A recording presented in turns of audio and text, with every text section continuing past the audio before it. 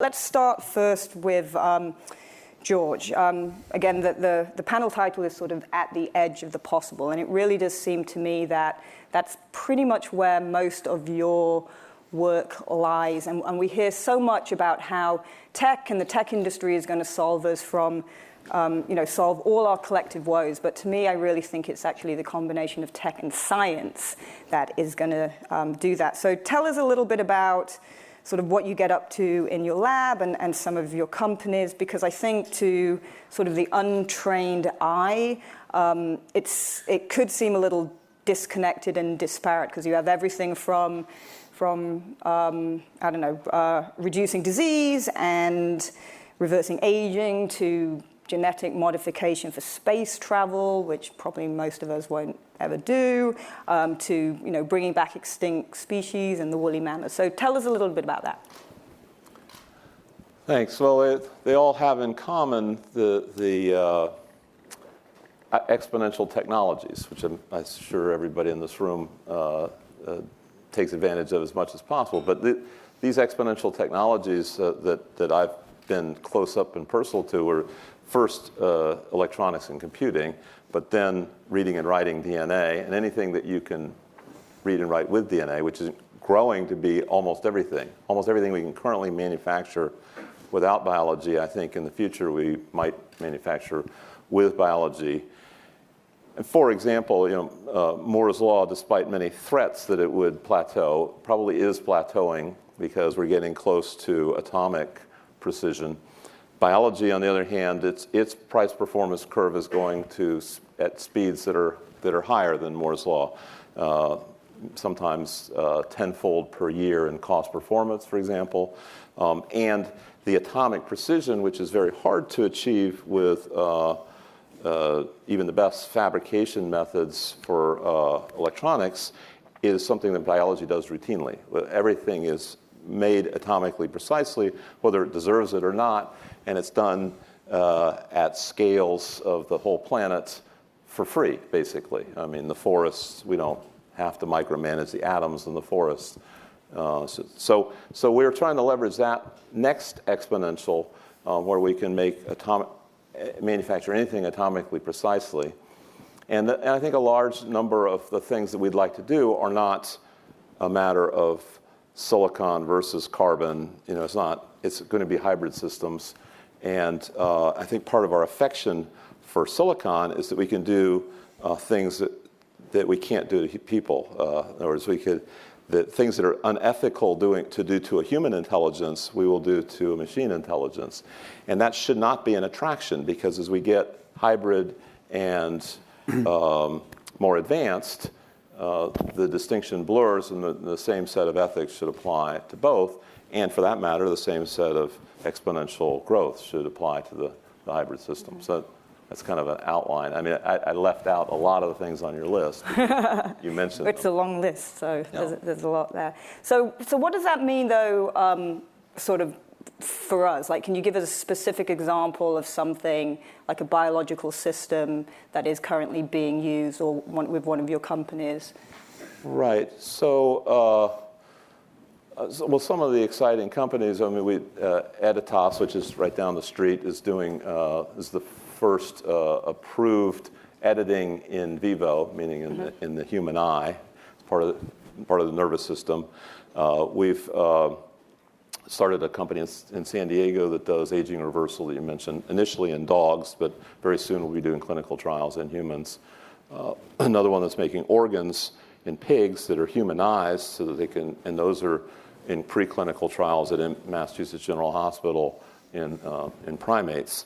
So a lot of things that have been science fiction are now becoming routine, and we keep looking for inspiration. An example of a hybrid system, for example, is we're trying to put digital recording devices in every cell of your body, so they can act like black boxes that you have in jets.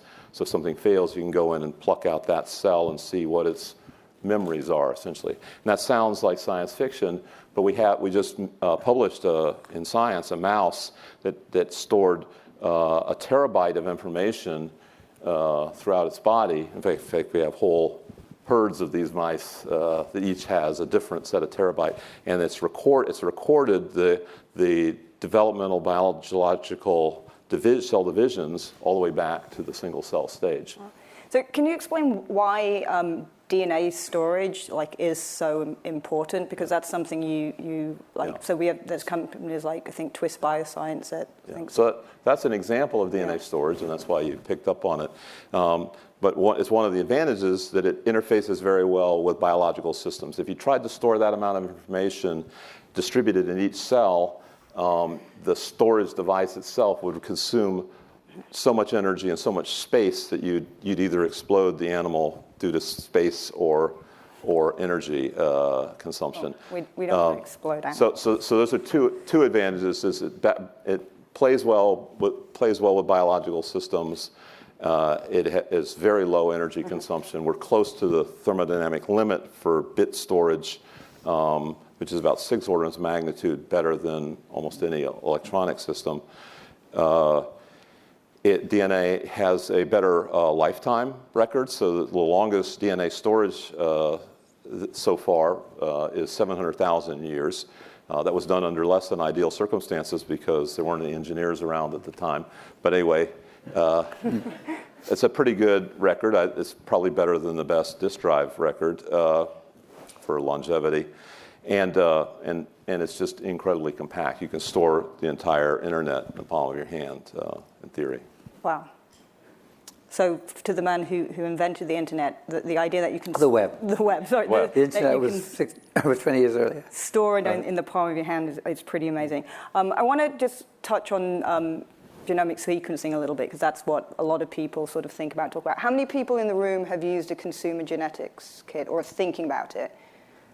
Not many. How many people have had their whole genome sequenced or is thinking about it? One. Okay. That's pretty typical, by the way. Of very well-educated, very wealthy people. It's very few people are doing it. Yeah, I mean, but you can do it now for about $1,000. It's been been less than $1,000 since 2015. Right. So it's not an economic decision, or it may be that they just don't know. Yeah. So Tim, under what, because you didn't put your hand up, under what circumstances might you get your genome sequenced? So typical sort of conversations in the pub about this, people talk about 23andMe, which sort of George points out that is not sequencing your genome, that is just getting a really, really small amount of information. And so what people say typically around the dinner table is, ew, those people they abuse people's privacy, then I don't have control of my data. So we're trying to build a world in which actually you have control of your data. Starting off, if your genome is a pretty big one, right. But in fact, if you get yourself a solid account on one of the early, you get a solid pod, it will take out basically well encoded but uncompressed. It will take less than a gigabyte, I'm told. And so that will fit nicely into one corner of your solid pod. And so then you can store it in there. So if you go to somebody who will give it to you on a disk or who will download it into your solid pod and won't do anything else with it, then I think that a lot of people, if people knew that was an option, then a lot of people would do that. So that's when you would do that? When you can store I will do that. When I can store it on put it in my solid pod. It may be that I'll end up having to do this, because George will point out and find somebody who can do it and put it in my solid pod. So if I've got to the point where I can get that data, have complete control of it, and not have anybody else have any access to it, and be in complete control of what and who I do with it, then that sounds like just sort of I'm a bit of a pack rat. But I'd love, I've got huge amounts of data about myself going back from, I've got GPS trails from when we were skiing, when the kids were this age. I've got all kinds of, I've got data from the temperature of the house and the temperature of the world outside. And why do you need all that data? Because it's fun. Because I can look at how the temperature of the pond at the back of the house varied last year, and see that it becomes probably, if we have a few, and see how compare it with the sun and the outside temperature, and see how one lags the other, and therefore sort of figure out that maybe next week it'll be time to start swimming. Because it's interesting when you have a really old house to see when the temperature drops outside, whether you can see the bursts of heating power that are applied and see how the heating power starts running up to 100% of the time to keep your house just warm. Things like that. That's sort of fun. I geek. At some point, that will all be optimized, and we won't get the fun of watching all that anymore, right? Well, on a good day, you get the fun of playing with it for a weekend, and then you build systems, then you build rules, and then the things that you would have done with it then become then you run code George, on top of it. do you think that let's assume we do get to a point where people don't have to worry about the security of their data, right? Like at that point, adoption of whole genome sequences skyrockets? Maybe. I think that it will. It's the question. There will be some tipping point. It's not just. We already have a system where you can get your genome sequenced privately, and you're the only owner of it. 23andMe is far more famous than those companies that provide that. Like Veritas Genetics is one of them. But it exists, and it will take. And the question is, what will it take to convince people that it's actually that level of security is working? In a way, you're putting yourself much greater risk by walking outside your house because you're dropping DNA all over this room right now, and we could just scoop it up and sequence it, than having it in your file or your solid box or wherever you want to store it. And in the process of not getting that information, you're depriving yourself of some value on the off chance that it could be used against you, which is extremely unlikely. If somebody wants to use it against you, they're going to, trust me, they'll get your hair or something like that. But I think we found, looking at data across the spectrum, there are a lot of cases where the crypto geeks tend to say, encrypt everything. Oh no, they're spying on us again. Encrypt everything. And they come to work with them wearing anonymous face masks and so on.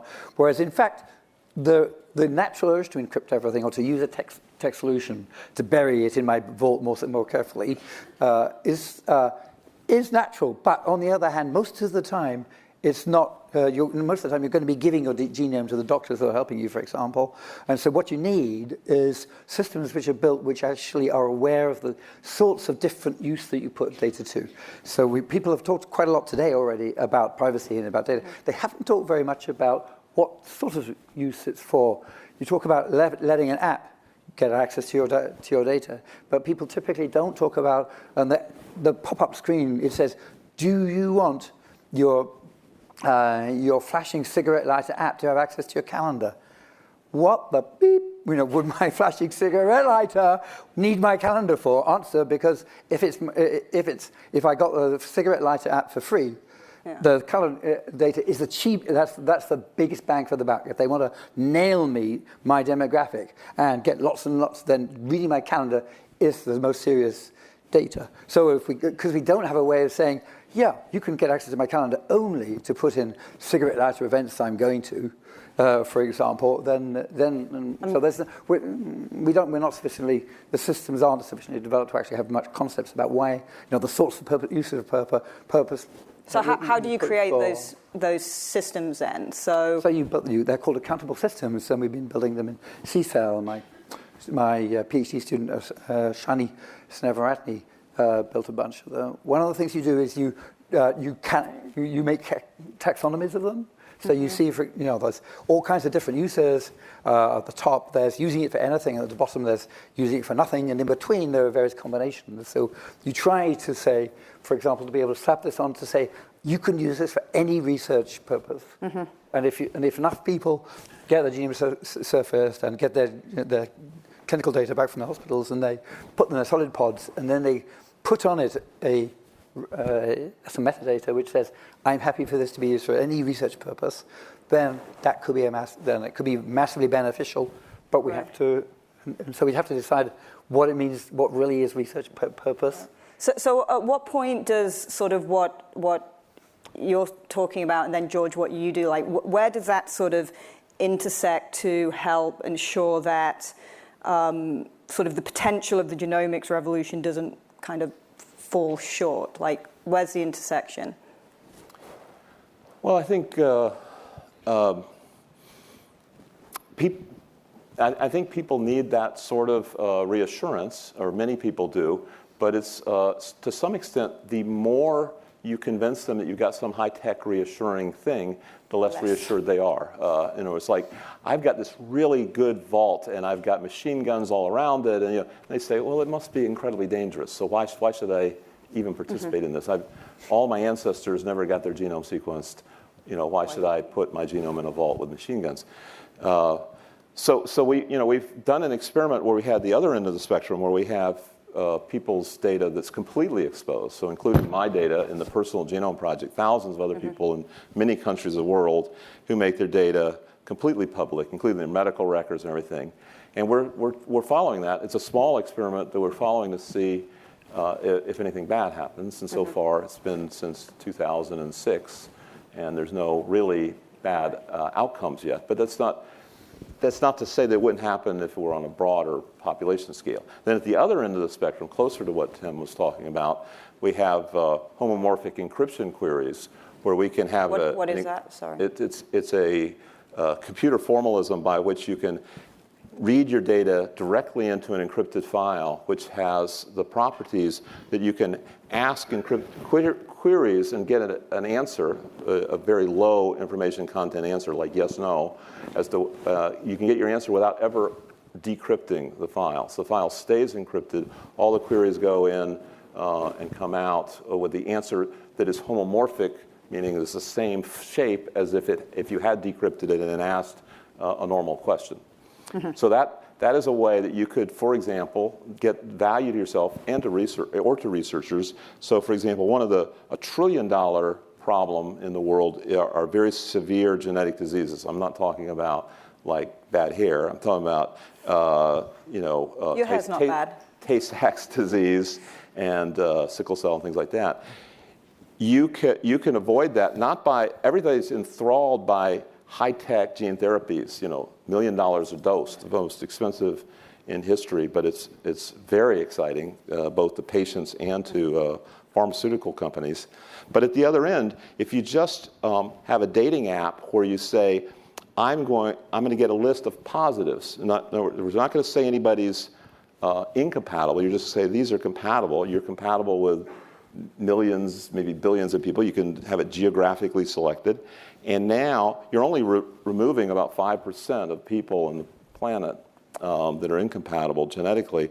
And then you remove this $1 trillion problem. This causes, it's not just money, it's great hardship to the family as well. And that's something you can do with homomorphic encryption. You never have to share your genome with your would-be date. Or even with a medical professional, or you can make it so it's so encrypted that even the government can't.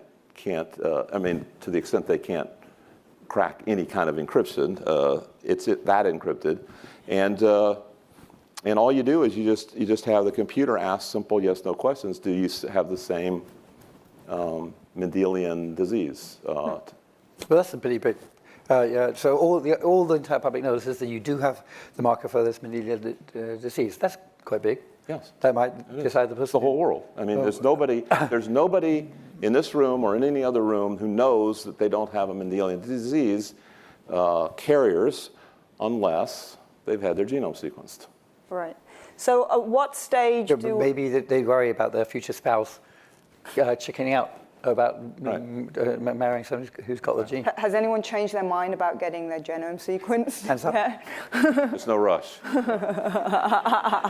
anybody changed their mind about getting married because a gene sequence of their So one of the things that I want to kind of get to a little bit, and we talked about it a bit on the phone, was one of the things, Tim, that you're dealing with now is sort of seeing something you created develop and used in ways that you didn't anticipate or imagine, right? So you're trying to kind of fix that. So the potential for the same thing happening with a lot of what George does is there as well. So do you have any sage words of wisdom for the sage sitting? I suppose the common theme is sort of what could possibly go wrong, which people ask both of us. And to a certain extent, I've had that for 20 years of the web. people would come to me and say, but Tim, I've been on your web, and there's this horrible thing. There's things which aren't true, and there's ghastly people. And I would say to them, that, my friend, is humanity. The web just mirrors humanity. With humanity, you get the good and you get the bad. And so it's not the job of the web to be anything but a neutral media. So that was for 20 years, I thought that. That was the official attitude of the Web Foundation and the Web Consortium, and so on. And then Trump Brexit. And the Trump Brexit year, everybody stood back and thought, whoa, exactly what happened there, but not about what happened, but how did it happen? Did it really happen? Because all these systems, we've kept the web free and open so people could build whatever they want on top of it. Well done. People have built all kinds of things, but we have not checked whether those things don't have unintended consequences, which could be very, very undemocratic. And whoops, and it's looking, Carol Cadwalla has got a great talk on TED, check it out, about where she concludes that really Facebook needs to expose more about what went on, but Facebook could have actually effectively caused Brexit. So at that point when we saw those two things were, if you like, they perhaps raised a sort of clear warning, whereas before, if you looked at, we had been actually worried about that. We had thought about what could go wrong. We had looked at the fact that people were using the web. There were more web pages than people in the neurons in the brain. And people, all these people are trying to do cognitive science about the brain, and we thought the web is actually potentially as complicated as that, if all these web pages and people talk to each other. But nobody is doing the cognitive science. Nobody's looking for what happens if the web blacks out, has an epileptic fit. What happens if the web has a financial system crisis? The financial system is really, really simple, and we can't even keep that stable. It keeps crashing. People never know when it's going to crash. What happens if could the web, for example, have a... Could you find you wake up in the morning and there'd been a cultural revolution like the one in China, except it happened on Twitter and it happened over in 24 hours, and this wave of disrespect for authority has completely destroyed civilization but overnight instead of. So these are the sorts of things to be worried about. And in fact, some of the first research results that got the best paper award at the first Web Science Conference pointed to manipulation of elections.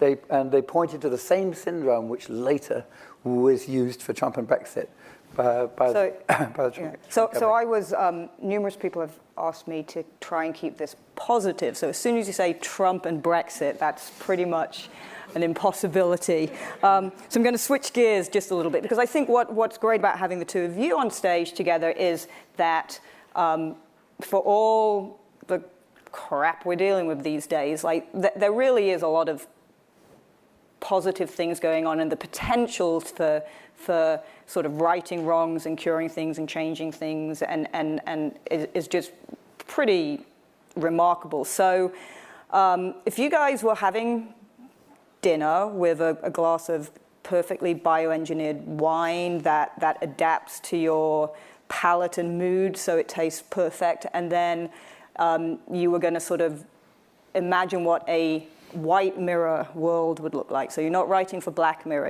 you're writing for White Mirror. What would come to mind? So White Mirror. So the White Mirror world is the web is plunging towards the Black Mirror. All the Black Mirror who here has watched Black Mirror? More people. We have one thing in common. Everybody. So obviously, not lots of dystopian. Every episode has a new dystopian ending. So the idea of we should at this point grab hold of the arc of history, do a serious course correction, and say no. Actually, when it was doing things like the blogosphere, when people were building Wikipedia, when people were working together and finding they could work with people that spoke languages that they didn't, and where they could work with people of different cultures and religions, or different academic fields even on a good day, then they could, during the rise of the web, maybe 15 years ago, then that was very exciting. People were empowered. People were enabled. And not just people, but groups. Let's build that again. Let us look at, instead of But let's look very critically at the social networking silos people have built. I say silos because when you look around, people are very frustrated because the only things they can do with social network information are within these silos. So one of the things we need to do this meta-cost correction is to break down the silos. How do you do that? Well, you build a new world in which people completely control their data, which people build apps, which give you... So in that world, we're going to then layer in some of George's stuff, right? So, like, what do you add to the white mirror world, right? Do we have ubiquitous sort of integration of all our personal genomic data into that, and what does it do for us? Right. Well, so certainly not to be contrarian, but I think we need more silos, actually. Well, that is to say that we've put too many eggs in one basket. We have essentially one brain, as Tim was saying, that hasn't been psychoanalyzed, it's all together. You know, the electric grid and the nuclear and all that stuff is almost connected. And what we need is, we're at risk for asteroids and solar flares and volcanoes and whatnot that could wipe out not just humans, but everything. That's not positive. And I'm not going dark here. I'm trying to keep it light, which is that we need to have backups. We need to have backups. We need to have colonies, because the lesson of evolution is you don't have everything in the same pot all the time. You spread things out into little colonies, and then they innovate, and then they come back together. And so I think that both to back up the Earth and to keep things positive, we need to go send our spawn all over the place. So that was the Emmy Award-winning episode of White Mirror by Tim and George. So I'm going to go to questions pretty soon. So I hope people have some. I have one other question before we do that. So you're both academics and you're both entrepreneurs, and this is a room full of entrepreneurs. Do you consider yourself one first and the other second, and which is harder? Ooh. Stump them. I think for me personally, entrepreneurship is harder.